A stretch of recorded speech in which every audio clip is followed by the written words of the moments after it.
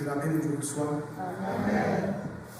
Je suis content et très heureux d'être avec vous ce matin. Parce que être dans le Christ Jésus, c'est le privilège de quiconque est né de Dieu. Il n'y a pas de plus grand privilège que de savoir qu'il n'y a aucune condamnation pour ceux qui sont en Jésus-Christ. Mais pourquoi dois-je hésiter à affirmer que je suis dans le Christ Jésus? Aucun croyant d'une autre religion ne peut oser parler ainsi. Le service selon Dieu est la conséquence de la nouvelle naissance. Celui qui a accepté le Seigneur Jésus ne doit plus rester sans rien faire pour Dieu. Car de rien faire pour Dieu implique faire quelque chose pour Satan, le diable. Donc, chaque seconde de notre vie doit être dédiée à Jésus et à lui seul. Ce matin, en travaillant pour le Seigneur, ma joie est très grande. Ma joie est tellement grande, franchement, s'il était possible de la peser sur une balance, sans doute serait-elle plus pesante que le poids de mon corps. Malheureusement, il y a des choses qui ne s'expliquent pas. Seulement, si vous pouviez être dans ma peau, vous comprendriez la joie qui inonde mon cœur. À chaque fois que j'ai le privilège de travailler pour Jésus, le grand Dieu Tout-Puissant, devant qui que tous les genoux soient dans l'obligation de fléchir. Donc ce matin, je dois vous dire en passant que je suis une personne à moitié belle.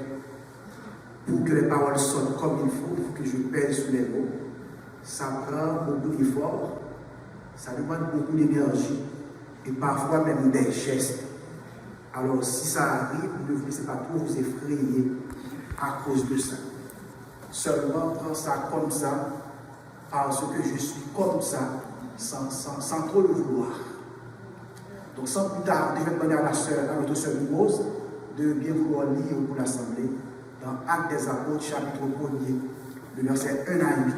Actes des Apôtres, chapitre 1er, du verset 1 jusqu'au verset 8.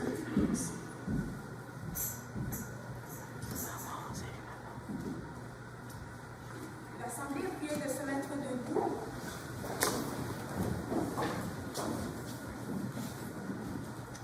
Acte 1er, verset 1 à 8.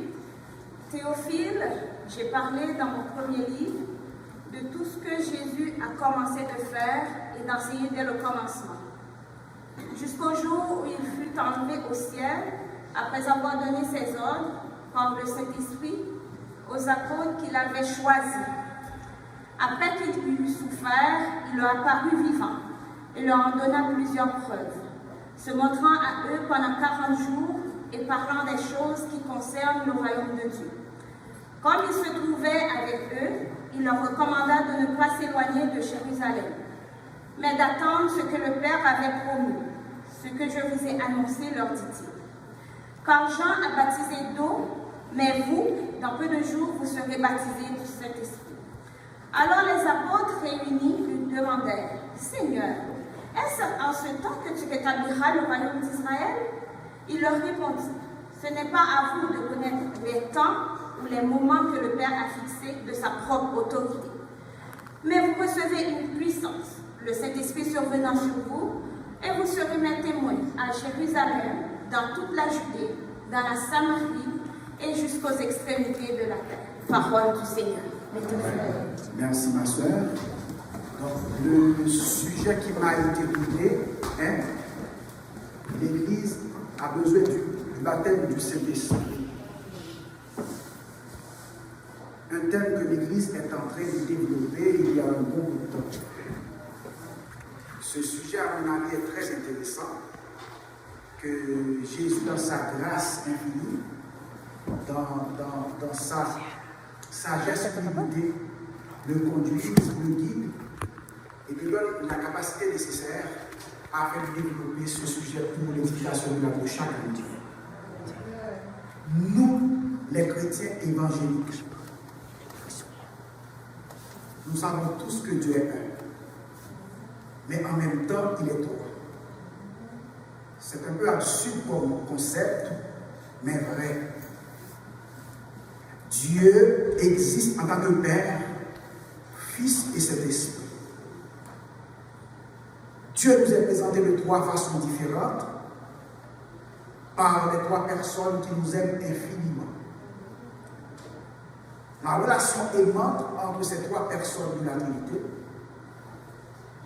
nous montre ce qu'est Dieu dans son essence. Mais cependant, nous ne serons jamais capables de comprendre entièrement ce mystère. Mais qui a le Saint-Esprit que Jésus, le grand Dieu Tout-Puissant, nous a révélé? Eh bien, il est la troisième personne de la Trinité. Le Saint-Esprit est Dieu, uni au Père et au Fils et égal à eux. Le Saint-Esprit possède du Père, Jean 5, le verset 26, qui, en tant que principe sans commencement, est l'origine de toute la vie trinitaire. Le Saint-Esprit possède aussi du Fils, filioque, par le don éternel que le Père fait de lui au Fils. Le Saint-Esprit est envoyé par le Père et par le Fils incarné. Jean 14, le verset 26. Le Saint-Esprit conduit l'Église à la connaissance de la vérité tout entière. Jean 16, le verset 13. Donc l'Église exprime sa foi en confessant un seul Dieu, mais en trois personnes. Père, Fils et Saint-Esprit. Dieu n'est pas solitude. Dieu est une communauté. Dieu est une relation. Deutéronome 18, le verset 18 à 19, Dieu parla à Moïse pour le peuple d'Israël, disant: je les susciterai de leur frère un prophète comme toi, en parlant de Jésus-Christ, le grand Dieu Tout-Puissant qui devait venir. Ici, dans ce verset, le Coran des musulmans dit: le prophète dont on parle Dieu est Mahomet. Pourtant, il y a un seul prophète venant de Dieu qui est destiné à le monde mondial. Son nom est Jésus, le grand Dieu Tout-Puissant, l'homme sans péché. Deuxièmement, Jésus dit: il vous est avantageux que je m'en aille. Si je ne m'en vais pas, le consolateur ne viendra pas, ne sera pas venu. Le mot grec ici pour le mot consolateur, c'est parakletos, qui signifie selon les cas convoquer, appelle à l'aide, celui qui plaide la cause d'un autre, avocat, intercesseur, celui qui plaide la cause avec un autre. Vous parlez de cet esprit que le Père enverra en son nom. Vous enseignera toutes choses et vous rappellera tout ce que je vous ai dit. Encore dans ce verset, les musulmans disent: le consolateur dont on parle, Jésus, c'est Mahomet. Quelle folie! Nous avons donc maintenant le consolateur, le Saint-Esprit qui habite dans le cœur de chaque véritable chrétien. Christ comme avocat, comme intercesseur pour nous auprès du Père. Nulle part dans la Bible, de Genèse à l'Apocalypse, que Mahomet a été annoncé comme prophète. Indirectement, non. Directement, non. Indirectement, oui. La Bible parle de Mahomet, le prophète des musulmans. Matthieu 24, verset 24 dit: il y aura un panoplie de faux prophètes, de faux docteurs, qui allaient venir pour troubler le monde. Et parmi ces faux prophètes, ces faux docteurs, y compris Mahomet, le prophète des musulmans. L'Église a besoin du baptême du Saint-Esprit, qui est notre sujet du jour. Mais c'est quoi le baptême du Saint-Esprit? Eh bien, le baptême du Saint-Esprit peut se définir comme l'œuvre par laquelle Dieu fait entrer le croyant en communion avec Christ et avec les autres croyants au sein du corps du Christ au moment du salut. Le mot baptême du Saint-Esprit a été annoncé pour la première fois par Jean-Baptiste dans Marc 1er, le verset 8. Ensuite, par Jésus avant son ascension au ciel. Disant, Jean a baptisé d'eau, et vous, dans peu de temps, vous serez baptisés du Saint-Esprit. Acte 1er, le verset 5. Cette promesse s'est accomplie le jour de la Pentecôte. Acte 2, verset 1 à 4. Donc, pour la première fois, le Saint-Esprit est venu habiter dans le cœur des hommes, de manière permanente, ainsi que l'Église est née. Le baptême du Saint-Esprit a un double effet. Premièrement, il nous greffe sur le corps de Christ. Deuxièmement, il actualise notre association à la crucifixion avec Christ. Le baptême du Saint-Esprit s'est produit donc pour l'Église le jour de la Pentecôte. Le terme grec est baptizo. Cela signifie plonger, immerger, submerger. Dans l'Ancien Testament, le Saint-Esprit reposait sur les croyants. Mais tout a changé le jour de la Pentecôte. Maintenant, le Saint-Esprit est venu habiter dans le cœur, il est habité sur les croyants. Galates 1, verset 25 qui dit, si nous vivons par l'Esprit, marchons aussi selon l'Esprit. Le baptême d'eau est un moment unique lors de la conversion. Alors que le baptême du Saint-Esprit est une expérience. Quelque chose est une expérience, ce qu'il nous faut vivre et revivre toute notre vie. Galates 5, le verset 25. Mais c'est quoi la vraie différence entre le baptême d'eau et le baptême du Saint-Esprit? Nous savons tous ce qu'est le baptême d'eau. Selon sa signification étymologique, veut dire plonger, immerger notre corps dans l'eau. Tandis que le baptême du Saint-Esprit, c'est aussi une immersion, mais spirituelle. C'est-à-dire notre être intérieur, notre esprit, baptisé, plongé, submergé dans le Saint-Esprit. Est-ce que le parler en langue est le seul signe qui montre que l'on soit baptisé du baptême du Saint-Esprit? La réponse est non.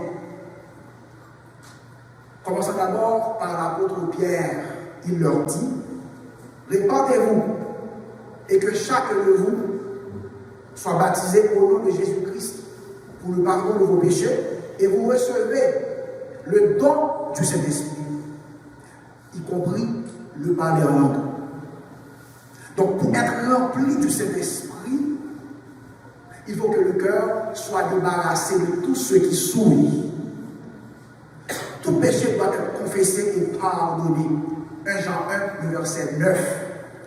Donc être rempli de l'Esprit ne veut pas dire que l'on soit élevé au niveau du miraculeux. Le chrétien qui veut atteindre la plénitude, ou le baptême du Saint-Esprit comme vous voulez, il parviendra seulement en cherchant la maturité spirituelle, dans la consécration, dans la louange, dans l'adoration, dans la prière. Si le baptême du Saint-Esprit se résume seulement dans le parler en langue, la question qui se pose est, mais pourquoi tous les chrétiens n'arrivent pas à parler en langue? Certains disent c'est parce que cette personne ne croit pas en cela. Et d'autres, c'est parce que cette personne n'est pas encore baptisée du baptême du Saint-Esprit.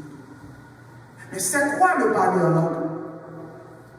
Le parler en langue est un don comme tous les autres dons. Ce langage spirituel qui ne peut être appris ni compris par notre intelligence humaine, avec le langage surnaturel. Lorsqu'on parle en langue, on communique directement avec Dieu. 1 Corinthiens 13, le verset 1er. 1 Corinthiens 12, le verset 13 dit: nous avons en effet été baptisés dans un seul esprit pour être un seul corps, soit juif, soit grec, soit esclave, soit libre. Nous avons tous été abreuvés d'un seul esprit. Le verset 28 dit: Dieu a établi dans l'Église des apôtres, des prophètes, des docteurs. Ensuite, ceux qui ont le don des miracles. Ensuite, ceux qui ont le don des guérisons de parler en langue. Le verset 29. Tous parlent-ils, tous sont-ils docteurs? Tous sont-ils apôtres? Tous sont-ils parlent? Tous parlent-ils diverses langues? La réponse est non. Donc le fait de parler en langue n'est donc absolument pas une preuve qu'on est baptisé du baptême du Saint-Esprit. Les signes qui attestent que l'on baptise du baptême du Saint-Esprit, ce sont les fruits de l'Esprit que l'on porte quotidiennement, qui attestent que l'on baptise du baptême du Saint-Esprit. Le fruit de l'Esprit, c'est la charité, la joie, la paix, la bienveillance, la bonté, le contrôle de soi-même. Verset 23. Donc dans Galates 5, verset 22 à 25, verset 23, la loi n'est pas contre ces choses. Verset 24, ceux qui sont en Christ ont crucifié la chair avec ses passions et ses désirs. Le verset 27, si vous voulez parler l'esprit, marchons aussi selon l'esprit. Donc vous pouvez parler en langue 24 heures sur 24 heures, à longueur de journée. Si vous n'avez pas la charité en vous, ça ne sert à rien, dit la Bible, le livre de la parole de Dieu. Par contre, tout le monde devrait demander à Dieu ce magnifique don qui est le parler en langue. Maintenant, le bénéfice du parler en langue. Le parler en langue nous permet de faire des prières codées que le diable ne peut pas découvrir. Le parler en langue nous permet d'assujettir la chair. Le parler en langue nous permet de connaître notre esprit avec Dieu. Le parler en langue nous aide à être toujours conscients de la présence du Saint-Esprit en nous, etc. Donc, le don de la diversité des langues fait partie des dons que le Seigneur distribue à chacun en particulier comme il veut. Il y a diversité de dons, mais le même esprit. Diversité de ministères, mais le même Seigneur.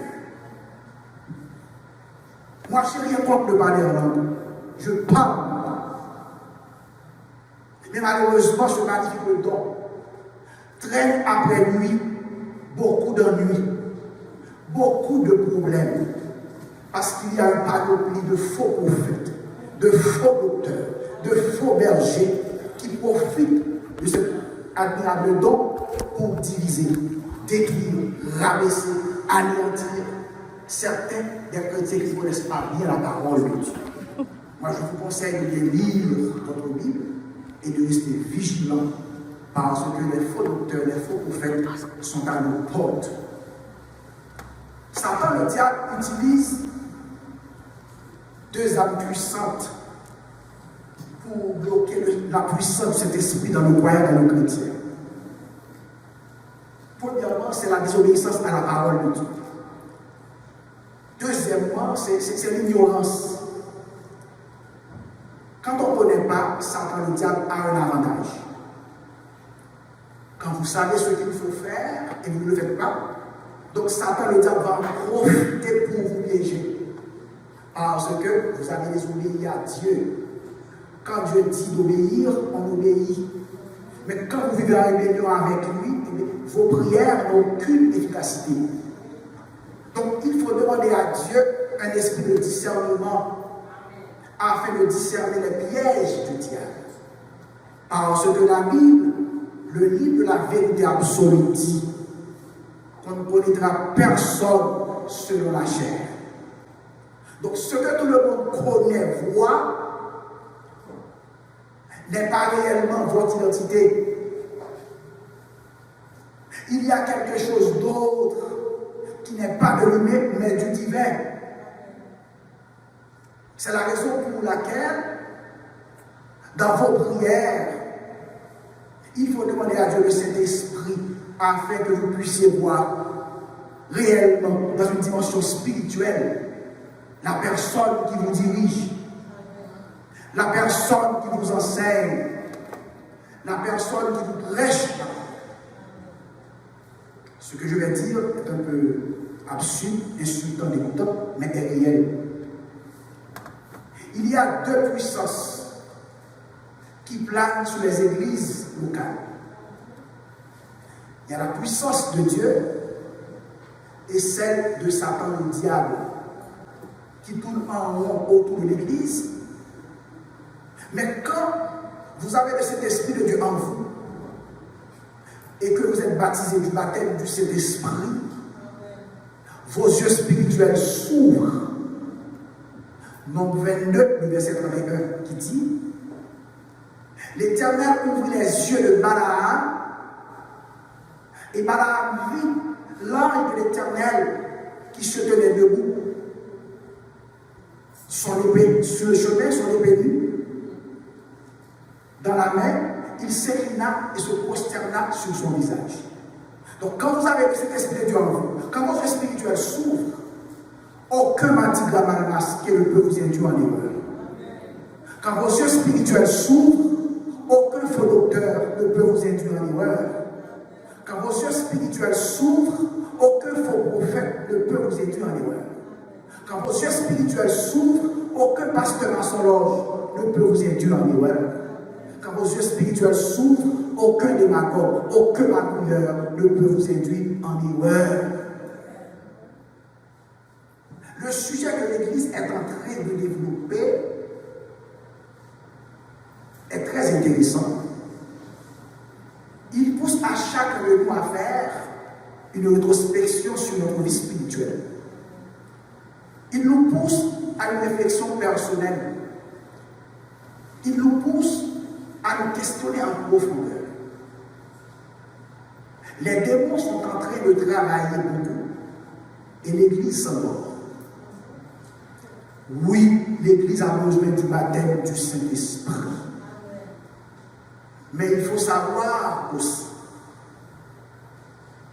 qu'il y a une différence énorme entre vouloir une chose et être prêt à la recevoir. Il y a une façon d'être pour recevoir une telle bénédiction qui est le baptême du Saint-Esprit. On ne peut pas demander à Dieu de l'appui quand notre maison est coulée. Si notre cœur est le siège de la méchanceté, de la haine, d'hypocrisie, de la jalousie, comment peut-on demander à Dieu le baptême du Saint-Esprit? C'est comme un enfant de 5 ans qui demande à un général de l'armée de lui donner une arme nucléaire. Il va se détruire, ainsi que les autres. Mes frères et sœurs bien-aimés, faites bien attention à vous. Ne mettez pas les pieds dans n'importe quelle église. Si et seulement si vous êtes en mission pour Christ, pour la restauration de cette église. Parce que certains pasteurs s'ouvrent eux-mêmes à sa volonté. Ils pourraient aussi ouvrir votre cœur à des puissances démoniaques sans même que vous le sachiez. Satan est très rusé. Son attaque est tellement subtile que bien peu de chrétiens s'en aperçoivent. Je vais vous donner un témoignage vrai dont j'avais le privilège d'être un témoin oculaire et auriculaire. Je ne vais pas citer le nom du pasteur et de l'église pour des raisons personnelles, professionnelles et éthiques. C'était une église à Montréal.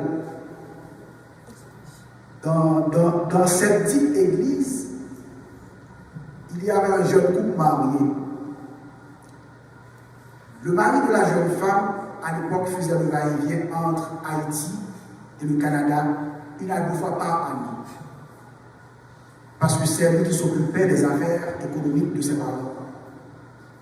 J'ai entendu dire que ses parents avaient une mine de sable à la boule. J'étais son moniteur à l'école dominicale. Ce jeune couple marié a une fillette âgée entre 4 à 5 ans, une très belle petite fille, avec de longs cheveux, très belle. Donc la jeune maman vivait seule en appartement avec sa fille.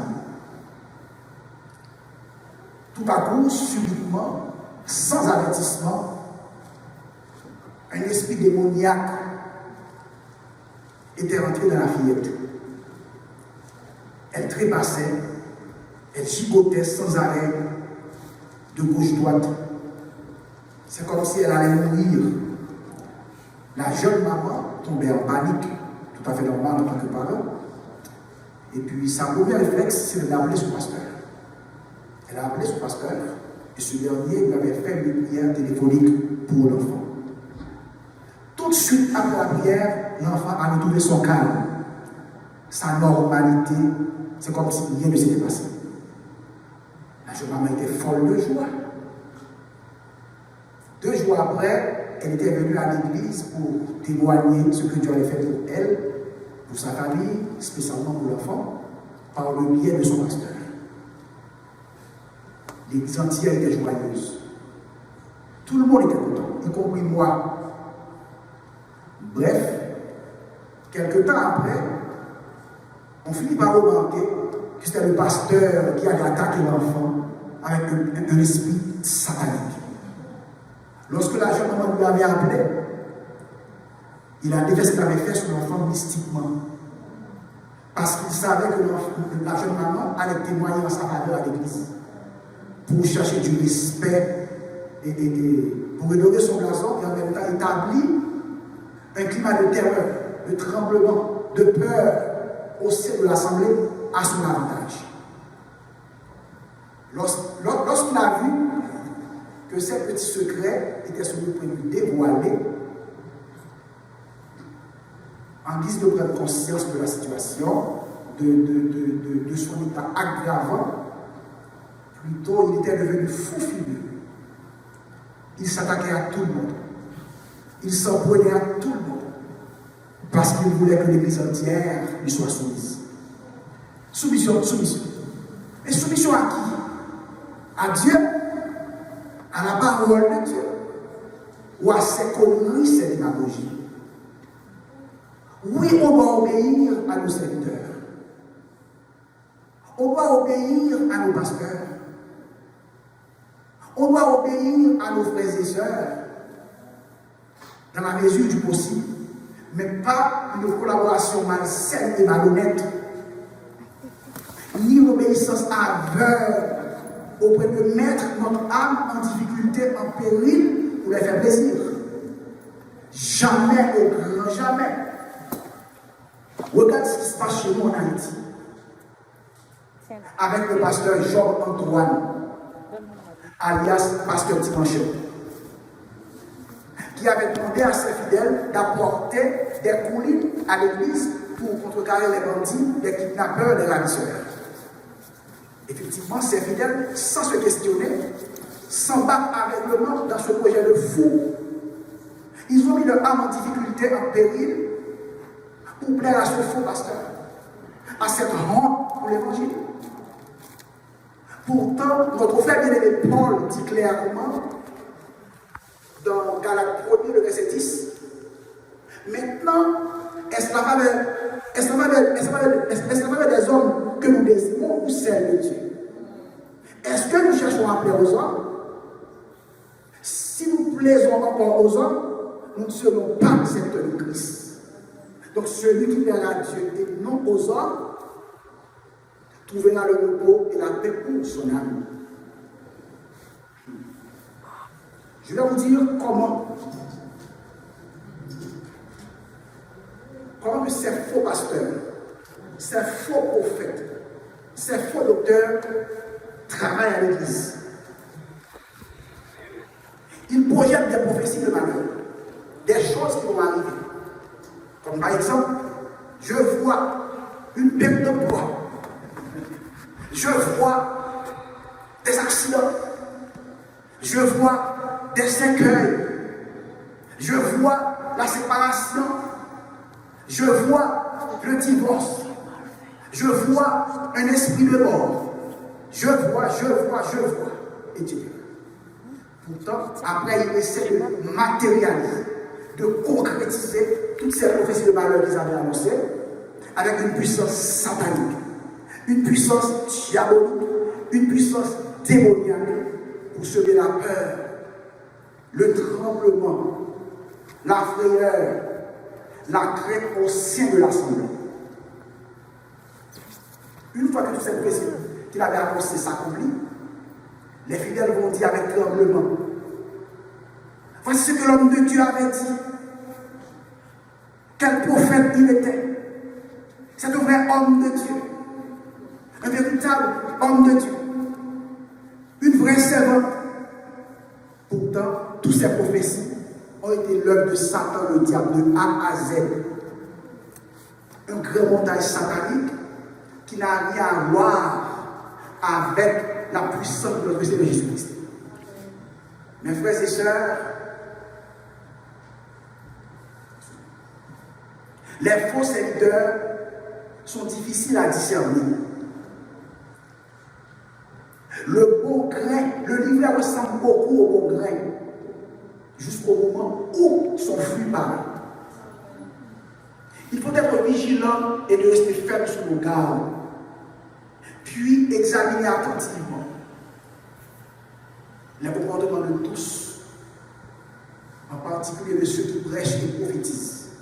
Parce que la Bible dit dans 2 Corinthiens 11, verset 13, Satan, le diable, se déguise en ange de lumière.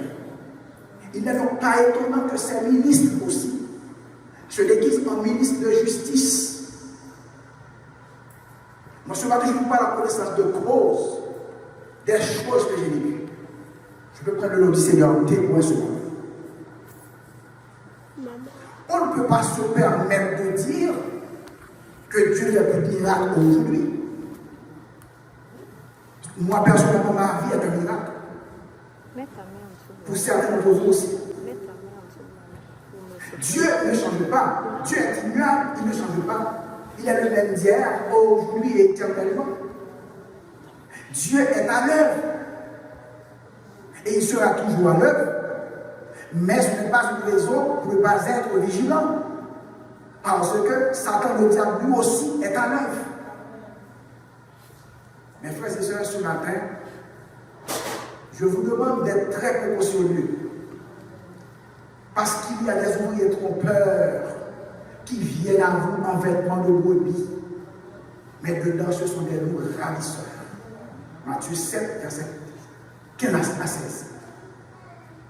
Ce faux pasteur avait mis en quarantaine certaines personnes au détriment de la parole de Dieu. Je vais vous dire une chose ce matin. Ouvrez bien grand vos deux oreilles. Cessez de donner le micro ou la chair à Camille Mathias ou à n'importe quel autre prédicateur, prédicatrice qui travaille pour le Seigneur. Ce n'est pas la solution idéale. Parce que Dieu, dans sa grâce infinie, dans sa puissance illimitée, il peut envoyer des prédicateurs qui sont 10 fois plus véridiques que moi. Des prédicateurs qui sont 10 fois plus directs que moi. Des prédicateurs qui sont 10 fois plus engagés que moi. Des prédicateurs qui sont 10 fois plus formés que moi.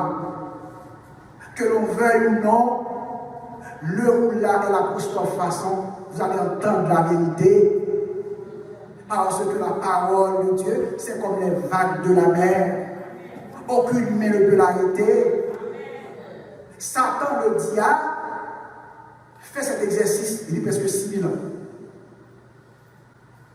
Il lutte d'arrache-pied de toutes ses forces pour empêcher que la vérité soit prêchée.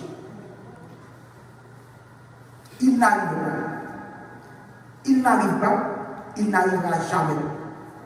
Parce qu'aucune créature ne peut triompher sur Jésus, le grand Dieu Tout-Puissant. N'importe qui peut traiter Jésus sous le nom des accusés. N'importe quelle personne peut le faire. Mais il faut qu'elle sache aussi qu'elle ne gagnera jamais ce procès. Qu'elle ne gagnera jamais cette bataille parce que Jésus, le grand Dieu Tout-Puissant, ne peut pas perdre tout simplement. Jésus a fait ses preuves qu'il est le modèle de combattant par excellence. Il a combattu dans le ciel contre Satan le diable. Il est sorti peu triomphant. Apocalypse 12, le verset 12. Satan n'était pas le plus fort. Il a combattu avec la mort. Il est sorti plus que vainqueur. Matthieu 26, le verset 47. 1 Corinthiens 15, verset 55 à 56, qui dit: ô mort, où est ta victoire? Où est ton aiguillon? Il est sorti victorieux avec la clé de la mort et du séjour des morts entre ses mains. Apocalypse 1, le verset 18. Qui peut se battre avec ce grand Dieu Tout-Puissant? Personne. Absolument personne. Parce qu'il est la vérité. Jésus est la vérité. Jean 14, le verset 6. Satan, le diable, lui, le menteur. Jean 8, le verset 44. Donc le mensonge ne peut pas triompher éternellement de la vérité. C'est vrai que le mensonge est très fort. Le mensonge est impitoyable. Il n'a pas besoin d'aide. Un seul petit mensonge fait plus de bruit que 1000 vérités. Mais une seule petite vérité peut faire écouler une pyramide de mensonges. Le mensonge est très rapide, mais peu résistant. La vérité est très lente, mais ne se fatigue jamais. Citation de Camille Mathias. Comme disait l'autre, quand le mensonge prend l'ascenseur, la vérité prend l'escalier. Quand le mensonge prend l'avion, la vérité, quant à elle, prend la bicyclette. Elle met plus de temps pour y arriver. Mais arrive quand même. Arrive toujours au bon bord. Tôt ou tard, la vérité va être en face de vous. Notez bien. Cacher la vérité ne la fera pas disparaître. On ne peut pas devenir ami rapproché de Dieu sans l'intervention du Saint-Esprit. Le baptême du Saint-Esprit nous rapproche de Dieu davantage. Le baptême du Saint-Esprit nous permet de mieux connaître Dieu, d'avoir en lui la foi et suivre ses conseils, et de suivre ses conseils. Le baptême du Saint-Esprit nous aide à bâtir une fondation solide qui nous permet de faire face aux problèmes et aux difficultés.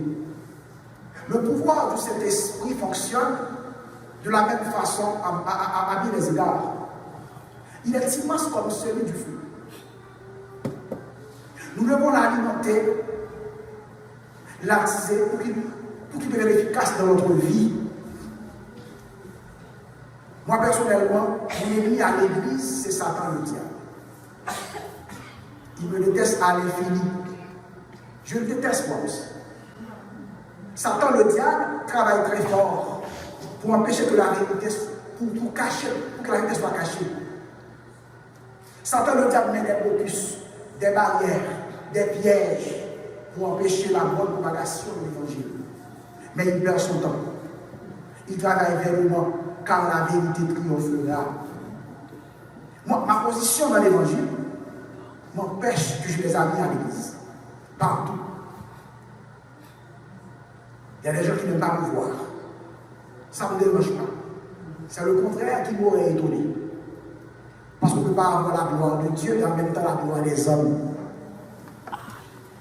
La gloire des hommes est provisoire. La gloire de Dieu est éternelle. Donc, mes persécutions sont grandes. Dans vos prières, n'oubliez pas de prier pour la famille Mathias. Comme disait notre frère bien-aimé Josué, quoi qu'il arrive, advienne que pourra, moi et ma maison, nous servirons l'Éternel. Que Dieu nous bénisse.